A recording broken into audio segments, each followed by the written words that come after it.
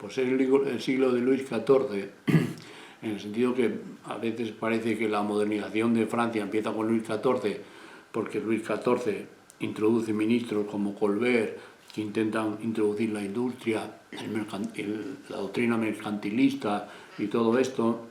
Sin embargo, hoy sabemos por los historiadores, sobre todo otros historiadores, que en Francia, como Pierre Goubert, por ejemplo, en un libro famoso de este historiador, La tradición marxista, ¿no? Creo, que se llama Luis XIV y 20 millones de franceses. Este libro, que no está traducido, creo. Sin embargo, este señor, Pierre Goubert, desmitifica el siglo XIV, dice que el verdadero poder en Francia no era Luis XIV era un poder superestructural y político, pero el poder económico no estaba en manos de Versalles, sino que estaba en esta burguesía provinciana. Y precisamente Luis XIV no, sus sucesores caerán por no poder controlar con su gobierno, diríamos, absoluto. De hecho, Luis XIV pues representa al monarca absoluto por excelencia, ¿no? El Estado soy yo, ¿no? Este dirigismo centralista que introduce Luis XIV, que parece que es digamos, el comienzo de la modernidad en Francia. En algunos aspectos sí lo es, pero en otros no, porque este historiador, por ejemplo, dice que esa Francia que empieza a sufrir pérdidas muy fuertes de población, que al final del siglo pues son unos 20 millones franceses, llega a ser el país más poblado de Europa, por eso de ahí la fuerza de Francia, ¿no? Como por su población. España tenía una población mucho menor, y en ese sentido, sin embargo, Pierre Goubert dice que Francia no era, la verdadera Francia no era Versalles, sino que era esta Francia agrícola, que es la que acabará, que las fuerzas que mueven esta Francia agrícola, que son fuerzas económicas, la crisis de la agricultura, la crisis que habrá del hambre, son las que provocarán la caída de los Borbones, ¿no? Luis XVI, y estallará la Revolución Francesa, pues un verano por una crisis de alimentos, ¿no? De una escasez de la agricultura, por no solucionar este problema. Es decir, los Borbones, con toda su política mercantilista, no eran capaces de controlar la agricultura, que era la base de la producción entonces. Y por eso este autor, como Pierre Goubert, pues considera que realmente lo decisivo en Francia era esta nobleza provincial, que no tiene la ideología de Luis XIV, que tiene una ideología de Malebranche, que es diferente, ¿no? Que en ese sentido Malebranche había inspirado un grupo ideológico en el que en principio se distancia del absolutismo de Luis XIV, del Estado soy yo, ¿no? Algunos intentaron interpretar al principio que se podía relacionar a Luis XIV con Malebranche, porque Malebranche viene a decir que la única causa es Dios, ¿no? La única causa de lo que ocurre en el mundo es Dios. En ese sentido, pues algunos decían la única causa de lo que ocurre en Francia es Luis XIV, ¿no? La voluntad de Luis XIV es la que decide todo, como Dios decide, es la causa del mundo, ¿no? Y entonces, claro, decían, algunos le preguntaban a Luis XIV, ¿qué hora es? Cuando Luis XIV preguntaba, ¿qué hora es? Pues le decían, la que quiera su majestad, ¿no? Era el rey Sol, ¿no? Entonces el rey Sol podía determinar hasta la hora que era. Claro, desde el punto de vista de esta interpretación no es correcta, porque Malebranche viene a decir que Dios es la única causa, pero esa causa se deriva de leyes generales. Entonces el gobierno del mundo, la aplicación obedece a leyes generales, no a leyes particulares como la voluntad de un señor como Luis XIV, ¿no? En Francia, el orden de Francia debía estar regido por leyes generales como la Constitución. De ahí salen, por ejemplo, otros autores, el propio Montesquieu, por ejemplo, empieza a explicar la política por leyes generales, ¿no? La idea de que existen unas leyes generales, por eso a Montesquieu se le ve como el padre de la ciencia política, ¿no? Que hay unas leyes que rigen los países y que tienen influencias del clima, de la costumbre, que son leyes generales que están por encima de las voluntades particulares. Esta idea vendría por la idea de Malebranche. También el propio Rousseau, por ejemplo, cuando Rousseau alude a la voluntad general, que es la que rige la democracia y no la voluntad de todos, no la voluntad no es una suma de particulares, sino que es algo diferente, porque actúa según leyes más simples. Esta idea de la voluntad, Rousseau conoce a Malebranche a través del padre Lamy, los escritos del padre Lamy, que no es seguidor de Malebranche. Dice Rousseau que lo llegó a leer hasta 10 y 20 veces, ¿no? Salen estas ideas de la voluntad general de Rousseau, salen del malebranchismo, de Dios como causa general, como la voluntad general, ¿no?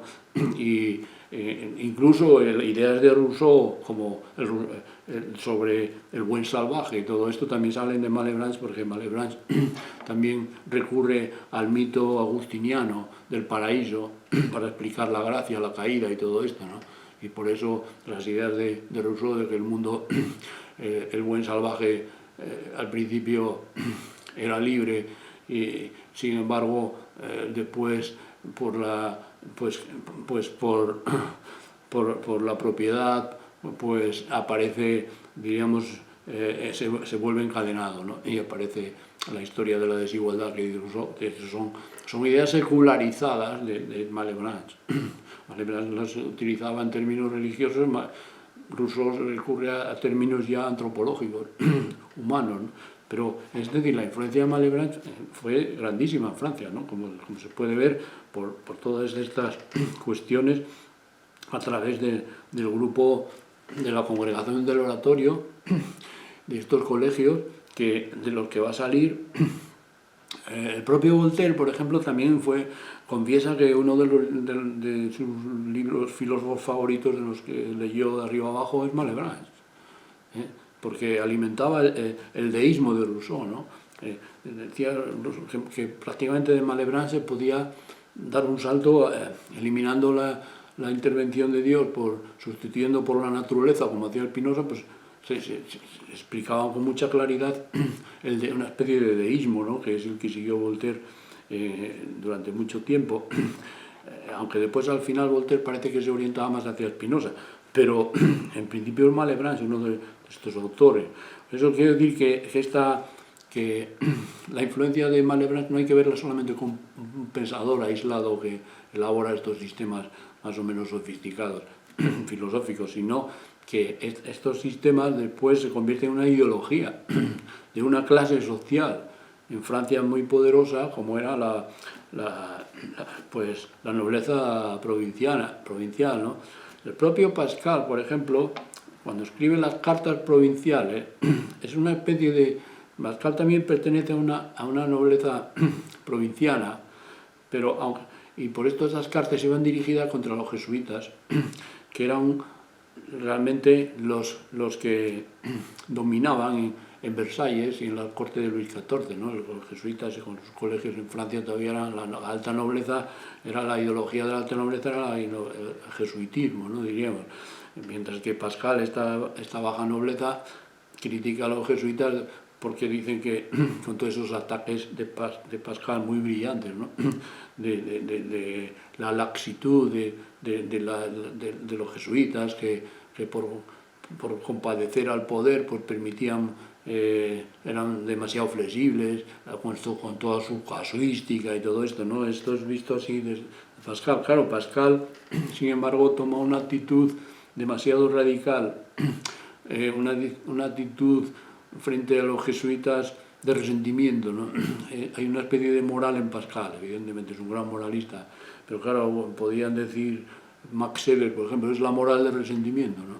Es la moral del resentimiento que Nietzsche lo vio también así, de que Pascal se acabó autodestruyendo él mismo, murió muy joven porque se contaminó con toda esta ideología del jansenismo, que es una posición muy radical en Francia, y que el jansenismo fue extirpado de Francia por Luis XIV, acabaron destruyendo la abadía de Port-Royal y no quedó piedra sobre piedra, ¿no? Fue una ideología que se veía en Francia como una especie de calvinismo católico, ¿no? Como un intento de introducir un protestantismo, y era peligroso para la unidad católica de Francia, y por eso hubo ese choque tan fuerte. Ahora bien, la posición de Malebranche es una posición más intermedia. Malebranche está próximo a los jansenistas, como Descartes, en algunos asuntos, pero en otros no. Tampoco da las soluciones de los jesuitas, que eran aristotélicas. Malebranche, a diferencia de los jesuitas, en que su filosofía es cartesiana. Y en ese sentido introduce una explicación nueva por el ocasionalismo y todo esto. La idea de Dios es diferente. Entonces toda la idea de la relación del mal, que era fundamental de la corrupción, del mal, del pecado, que es lo que lleva a la reforma protestante, ¿no?, en toda Europa, aunque sus diversas variantes, el luteranismo en Alemania, o el calvinismo en Suiza, o el anglicanismo en Inglaterra, son variantes, no son todos iguales, todas estas, pero en Francia, digamos, la lucha contra este peligro, Malebranche, en algunos aspectos está próximo a estas corrientes protestantes porque concede al agustinismo una parte muy importante, ¿no?, en las explicaciones, como ya vimos, que como Malebranche toma de ideas de San Agustín, pues inspiración, ¿no?, para la idea de ver el mundo con la iluminación divina, que es las matemáticas para Malebranche, ¿no?, que es algo completamente secular, ¿no? Y por eso a Voltaire le interesaba mucho esto, ¿no?, porque era una forma de desarrollar una concepción científica arropándose en ideas religiosas. Y en ese sentido Malebranche está cercado también por el oratorio, es una orden agustiniana, y por eso se aproxima, pero después se separa de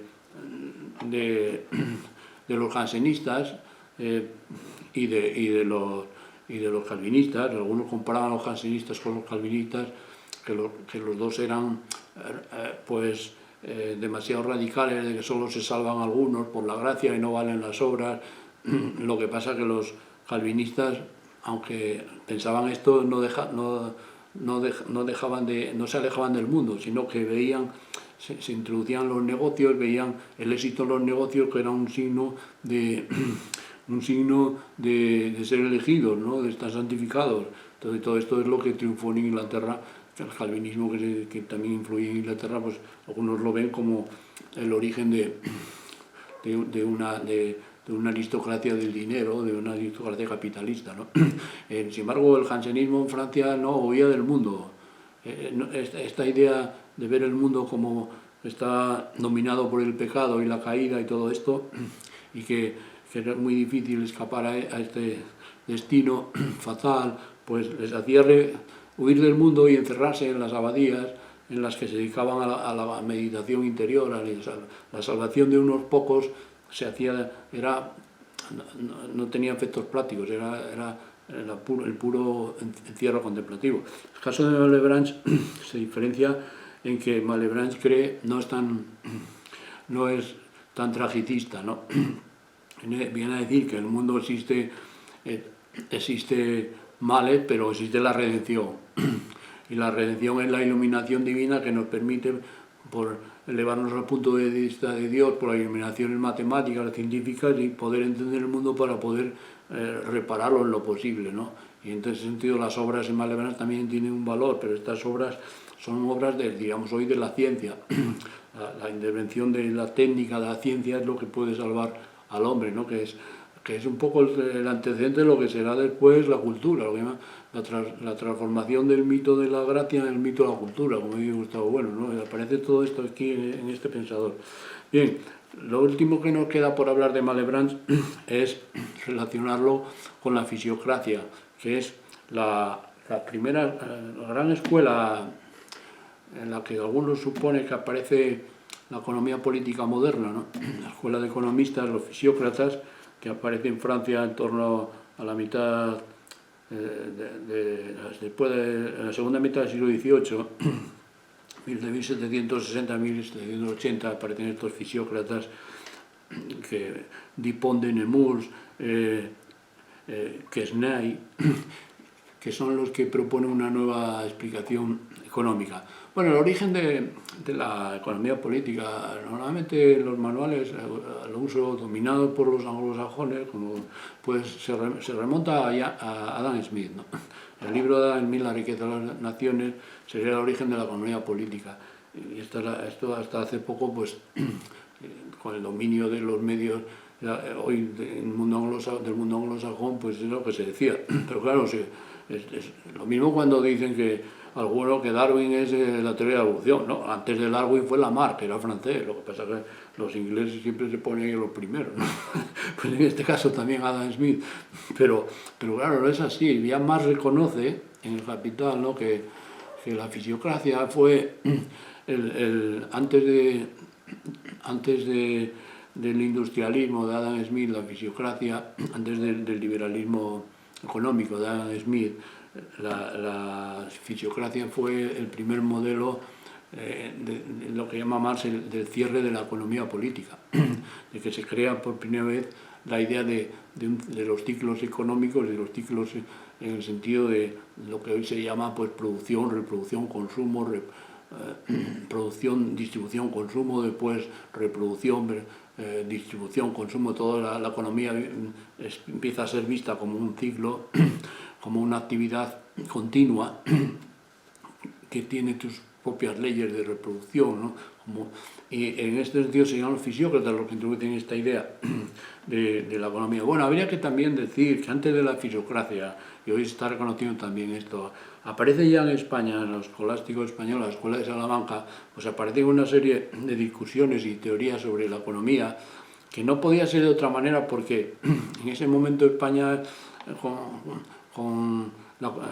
al traer el oro de América, la plata y el oro de América, pues perturbó completamente toda la economía europea, con problemas de la moneda, de las devaluaciones, de todo esto, ¿no? Ya más mismo ya reconoce el Capital que para entender el origen del capitalismo industrial, que diríamos, precisa de una acumulación originaria, de una cantidad muy grande de dinero sin el cual no se puede no puede despegar el capitalismo, y España habría realizado esa acumulación de dinero con la conquista de América y el trasvase del oro y la plata de América a Europa, que acabó después en Holanda y acabó en estos países, en Inglaterra, que son a través de los judíos españoles que se iban, que eran los grandes banqueros.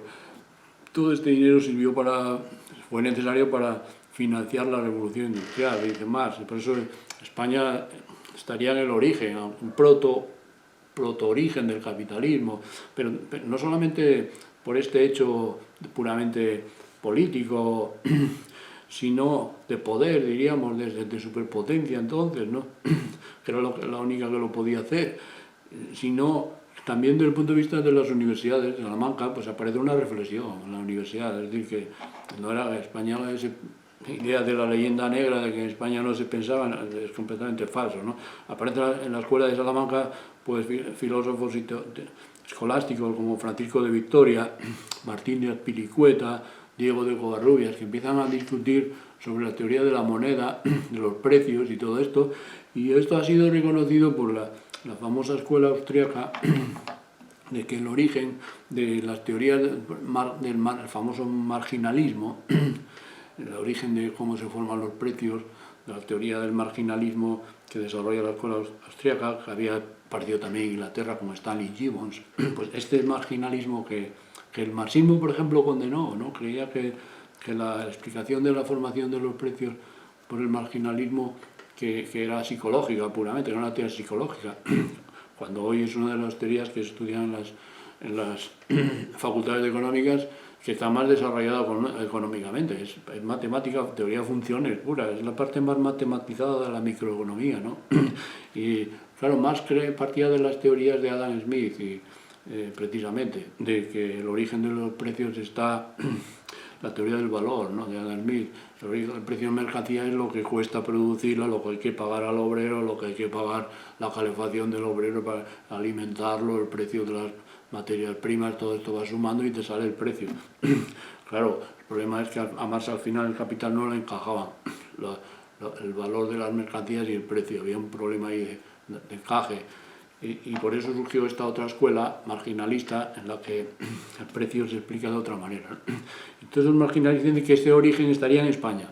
Por tanto, matizando esto, es decir, el origen de de la economía política, ya España había tenido su aportación. Sin embargo, sí es cierto que en Francia, con los fisiócratas, aparece no la explicación de algunos aspectos particulares de la economía, como la moneda, el precio, todos los precios de las mercancías, sino una explicación global de la economía, entendida como un todo, ¿no? Como una totalidad en la que hay una especie de cierre, como dice Gustavo Bueno.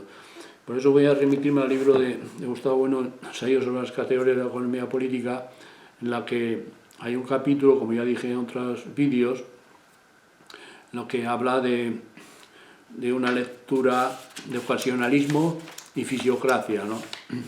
Capítulo, la página 140 de este libro, y relaciona precisamente a Malebranche, aquí explica bastante bien cómo las ideas de Malebranche influyen en la formación de estas teorías de los fisiócratas, que son el origen del tableau économique de Quesnay, que es el origen de la explicación de los ciclos económicos, ¿no? La tesis principal de estos fisiócratas, que algunos eran malebranchanos, habían estudiado en estos colegios y su filosofía era de Malebranche, como estos filósofos establecen que lo que caracteriza a la fisiocracia es que, diríamos, la creación de valor en la producción solo viene de la agricultura. Es la tesis de la fisiocracia, no es la industria ni el comercio. La industria y el comercio no añaden prácticamente valor. La creación del valor es de la agricultura. Porque la agricultura puede crear valor, pues porque es la creación de Dios. Y solamente Dios es la única causa. Entonces la única causa de crear valor es Dios a través de la naturaleza, ¿no?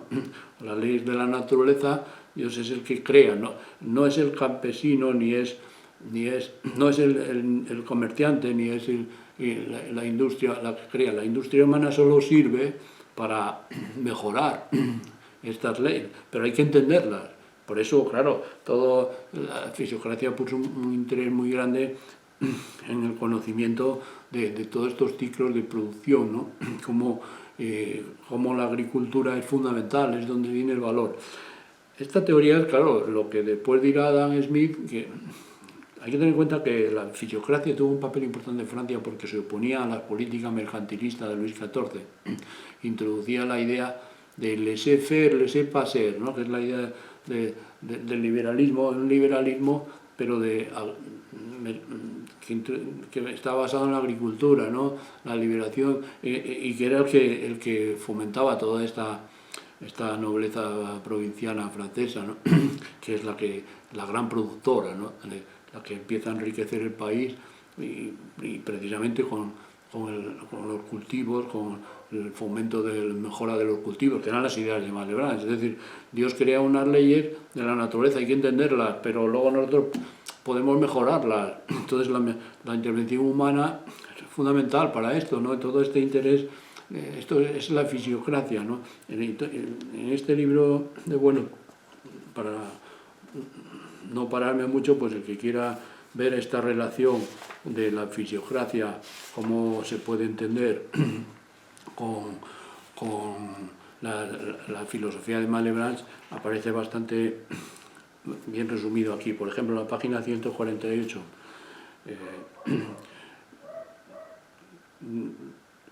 expone aquí un resumen de los principios más generales de la fisiocracia, que es la lógica pura de la economía, como diría un historiador de la economía como austriaco llamado Schumpeter.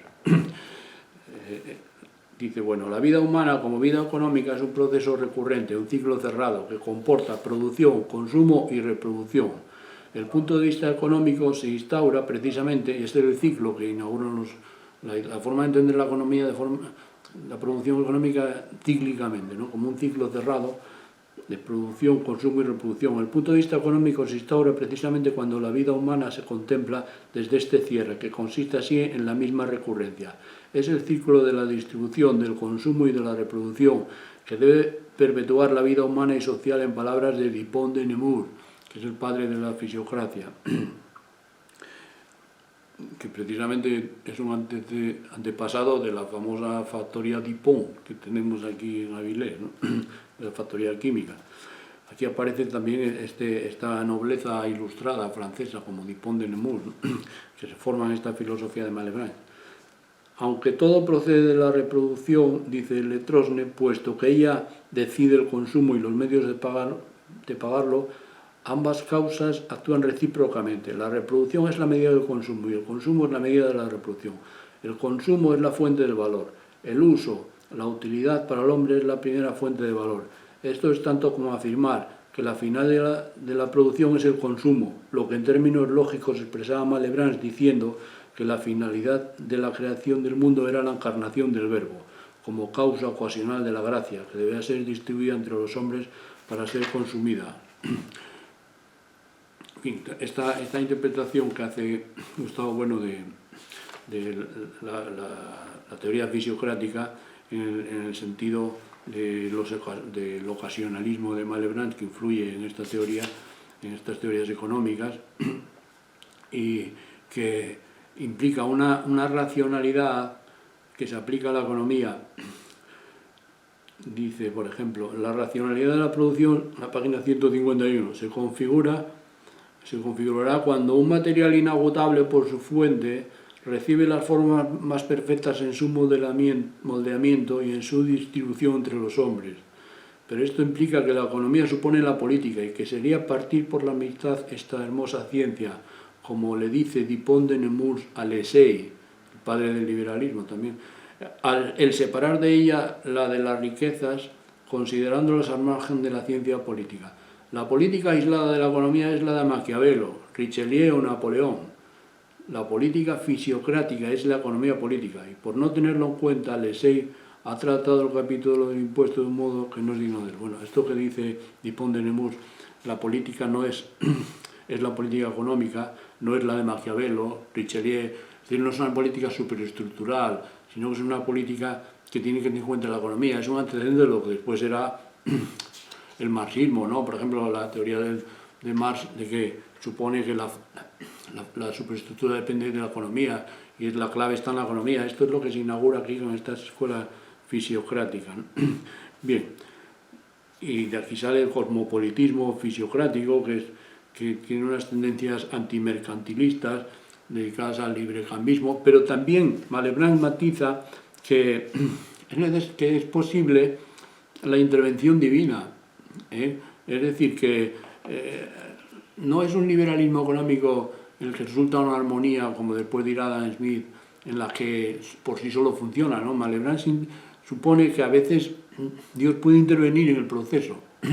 Entonces cabe un intervencionismo económico del Estado cuando estas armonías con las crisis se rompe, ¿no? Cuando se producen grandes crisis. Por eso el malebranchismo es una posición que defiende, digamos, la libertad de mercado, pero no excluye la intervención del Estado completamente, como no excluye la intervención de Dios haciendo milagros.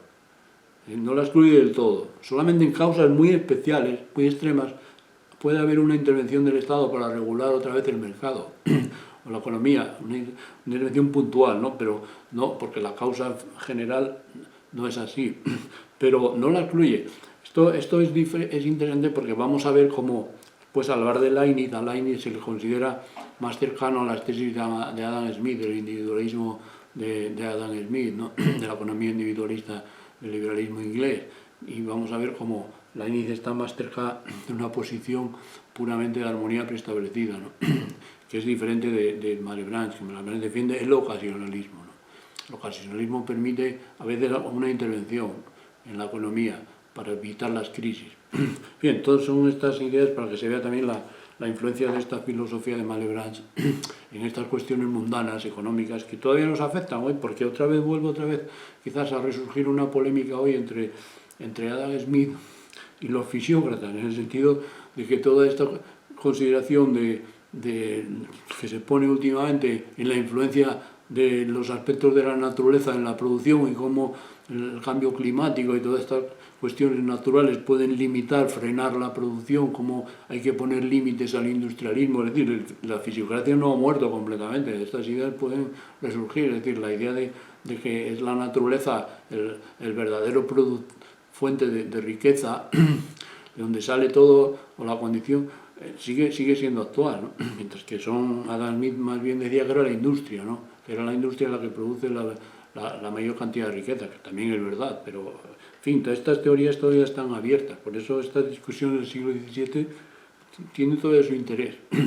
Bueno, el próximo día entonces pasaremos a exponer la filosofía de Leibniz.